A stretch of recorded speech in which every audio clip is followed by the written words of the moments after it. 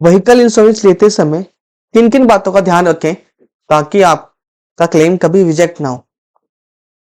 नमस्कार दोस्तों, मेरा नाम है अमित और आप देख रहे हैं सीए मास्टर जी। इस वीडियो में आपको कंप्लीट गाइड करने वाला हूं कि अगर आप अपने टू व्हीलर या फोर व्हीलर का इंश्योरेंस लेने का प्लान कर रहे हैं तो आपको किन किन फैक्टर्स का ध्यान रखना चाहिए और जिससे कि आपको बेस्ट प्राइस पे बेस्ट इंश्योरेंस मिल सके। तो चलिए स्टार्ट करते हैं। होगा कि कितने तरह के मोटर इंश्योरेंस होते हैं। तो हम अपनी कार का इंश्योरेंस करवा सकते हैं, अपने टू व्हीलर्स जैसे कि बाइक, स्कूटी, इन सब का इंश्योरेंस हम लेना होता है। इसके अलावा अपने कमर्शियल व्हीकल का भी इंश्योरेंस हम करवा सकते हैं। सो बेसिकली कितने तरह का इंश्योरेंस कवर हमको मिलता है। देखिए, एक होता है third party cover. Third party cover का मतलब क्या है, पहले आप ये समझिए कि अगर मेरे पास गाड़ी है तो मैं हो गया फर्स्ट पार्टी। इंश्योरेंस क्या है, इंश्योरेंस वो कॉन्ट्रैक्ट होता है जिसके अंदर बीमा कंपनी आपसे एक प्रीमियम चार्ज करती है और इसमें आपके व्हीकल को या आपको होने वाले किसी लॉस को भरपाई आपको करती है। बीमा कंपनी हो जाती है सेकंड पार्टी। और अगर आप किसी तीसरे व्यक्ति का गाड़ी में एक्सीडेंट करते हैं या उसको कोई हानि पहुंचाते हैं तो वो हो जाती है थर्ड पार्टी। तो हमारे पास तीन तरह के कवर होते हैं। पहला होता है थर्ड पार्टी कवर या जिसको हम बोलते हैं थर्ड पार्टी इंश्योरेंस। तो ये अगर आप गाड़ी फर्स्ट टाइम खरीदेंगे तो 3 साल के लिए आपको कंपनी की तरफ से मिलता है। इसमें सिर्फ तीसरी थर्ड पार्टी का इंश्योरेंस डैमेज कवर होता है। नेक्स्ट सेकंड होता है ऑन डैमेज कवर, इसको हम बोलते हैं ओडी पॉलिसी। और तीसरा होता है कॉम्प्रिहेंसिव कवर जिसके अंदर ये दोनों तरह के कवर आपको मिल जाते हैं। So basically third party insurance के अंदर क्या होता है, थर्ड पार्टी की लायबिलिटी कवर हो जाती है जिसका आपने नुकसान किया उसकी। ओडी इंश्योरेंस के अंदर आपकी खुद की डैमेज कवर होती है। और कॉम्प्रिहेंसिव इंश्योरेंस में ये दोनों इंश्योरेंस के अंदर क्या क्या कवर होता है, आपके व्हीकल की जो भी डैमेज होगी जैसे कि एक्सीडेंट्स, रॉड्स, बर्गलरी, थेफ्ट, ये सारी की सारी आपकी कवर हो जाएगी। थर्ड पार्टी को आपने कोई भी नुकसान पहुंचाया, एक्सीडेंटल डेथ या इंजरी, वो कवर हो जाएगा। इसके अलावा आपके पर्सनल एक्सीडेंट कवरेज भी कवर होते हैं जिसके अंदर आपको या आपके ड्राइवर को कोई भी नुकसान होता है तो उसकी भरपाई भी इंश्योरेंस कंपनी करती है। नेक्स्ट है इंश्योरेंस लेने के लिए क्या क्या एलिजिबिलिटी होती है। आपके पास गाड़ी होनी चाहिए, ड्राइविंग लाइसेंस होना चाहिए, आपकी एज 18 ईयर्स से ज्यादा होनी चाहिए। एंड देन नेक्स्ट आपके पास ये सारे डॉक्यूमेंट होने चाहिए जिसमें कि पासपोर्ट साइज फोटोग्राफ है, ड्राइविंग लाइसेंस और पैन कार्ड हो गया, then proof of permanent resident और गाड़ी की आरसी होनी चाहिए आपके पास।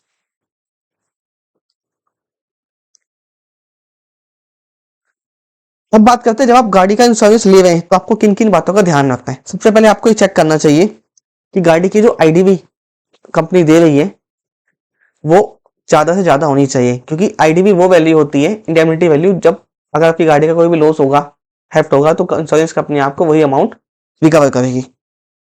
उसके अलावा देखना चाहिए कि इंश्योरेंस कंपनी का क्लेम सेटल्ड रेशो कैसा है। अगर इंश्योरेंस कंपनी का क्लेम सेटल्ड रेशो अच्छा है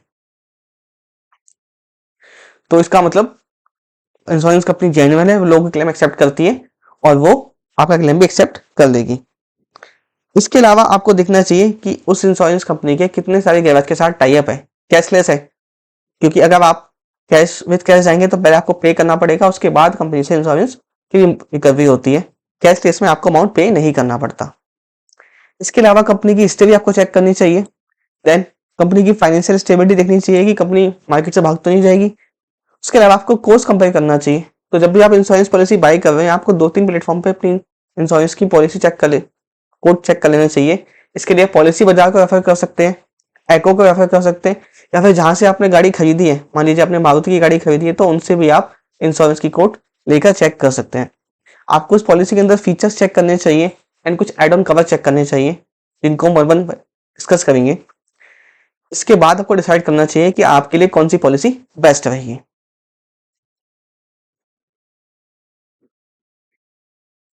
सो अब बात करते हैं एड ऑन के बारे में, कौन कौन से एड ऑन आपको लेने चाहिए। पहला एड ऑन होता है zero dep cover. Zero dep cover basically क्या होता है कि अगर आपकी गाड़ी का कुछ मटेरियल्स पुराना हो जा रहा है, आपकी गाड़ी कुछ पुरानी हो जाती है तो कंपनी जब क्लेम पे करती है आपको तो वो उतना अमाउंट डिडक्ट करके आपको पे करती है। तो अगर आपने जीरो डेप ऑप्ट किया हुआ है,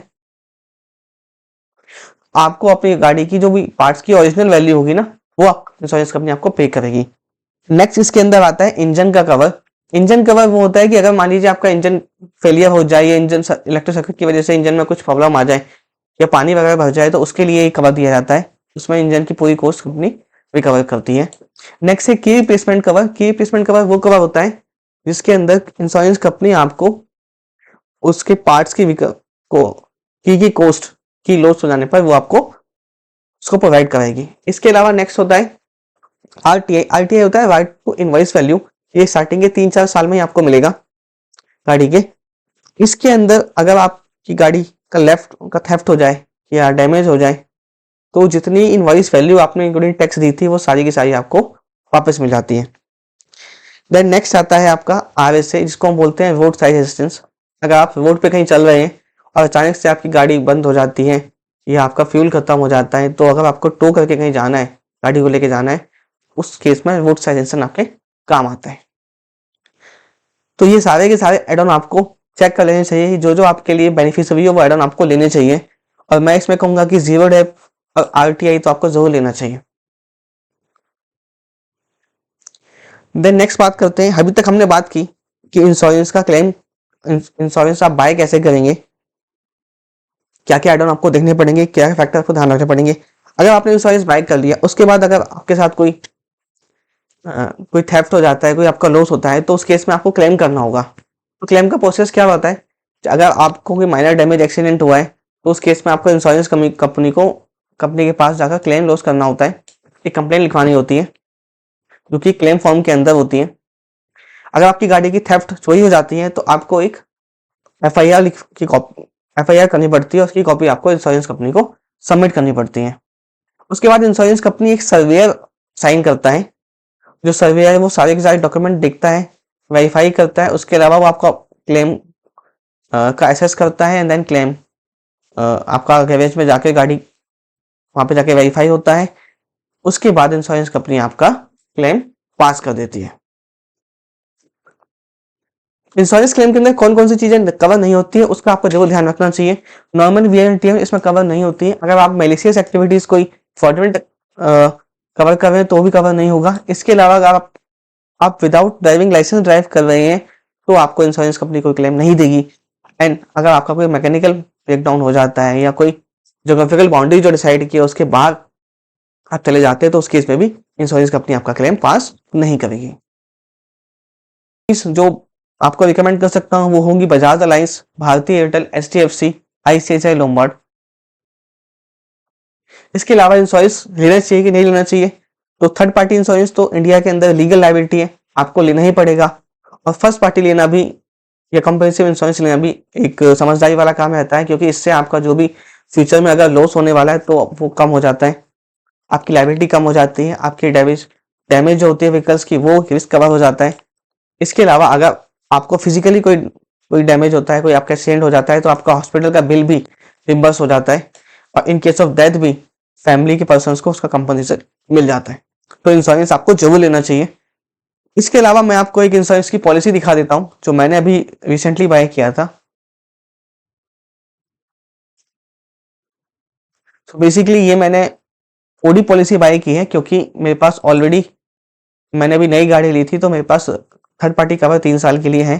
तो यहाँ पे गाड़ी का नाम आ जाता है, सबसे ऊपर इंश्योरेंस कंपनी का नाम आपको दिख जाएगा, और पूरी यहाँ पे पूरी डिटेल, इंजन वगैरह की डिटेल, ईयर ऑफ मैन्युफैक्चर सब यहाँ दिया होता है। इसके अलावा यहाँ पे आपको व्हीकल का जो भी प्रीमियम बना है वो उसकी डिटेल आपको यहाँ मिल जाएगी। इसके अलावा जो भी एड ऑन मैंने इसके अंदर लिए हैं, जैसे कि zero dep, engine cover, RTI, emergency consumer, ये सारे के सारे अमाउंट यहाँ पे आपको अलग अलग एड ऑन दिख जाएंगे। अदर दिन दिस यहाँ पे आपको इसकी वैलिडिटी जरूर देख लेनी चाहिए कि मेरा इंश्योरेंस जो है वो कब एक्सपायर हो रहा है। इसके अलावा यहाँ पे सारे एड ऑन कवर जो भी आपने लिए होंगे उनकी मीनिंग्स आपको यहाँ पे दिख जाएंगे, एंड जिस तरह से आपको क्लेम करना चाहिए उस क्लेम का पूरा प्रोसेस इस पॉलिसी में लगाकर दिया होता है। इंश्योरेंस क्लेम में एक बात आपको और ध्यान रखनी चाहिए कि जब भी आप क्लेम करने जा रहे हैं तो एक माइनर डैमेज का या छोटी मोटी डैमेज का आप क्लेम ना करें, क्योंकि ऐसा करने से आपका एनसीबी जो नो क्लेम बोनस होता है, अगर आप किसी साल में क्लेम नहीं करते हो तो अगले साल के पे में आपका 20% अमाउंट लेस हो जाता है। 20 से पहले साल 20% होता है, फिर दूसरे साल 30%, 40%, 45%। अगर आपका माइनर डैमेज है जो 3-4-5 हज़ार रुपये में बाहर से करवा कर हो सकता है, तो उस केस में आप कभी भी इंश्योरेंस क्लेम ना लें, क्योंकि इससे ज़्यादा का आपका प्रीमियम बढ़ जाएगा। अगर आपका मेजर लॉस हुआ है जिसमें आपकी कॉस्टिंग मान लीजिए 35, 40, 50 हज़ार या कंप्लीट था आपके केस में, आपको इंश्योरेंस क्लेम जरूर लेना चाहिए। इंश्योरेंस से जुड़े कोई भी सवाल हो तो आप नीचे कमेंट में लिख सकते हैं। इसके अलावा अगर आपको इंश्योरेंस करवाने में कोई दिक्कत आ रही हो या आपको इंश्योरेंस हमारे थ्रू करवाना हो तो आप नीचे दिए नंबर पे हमको कॉन्टैक्ट कर सकते हैं। थैंक यू, मिलते हैं अपने नेक्स्ट वीडियो में।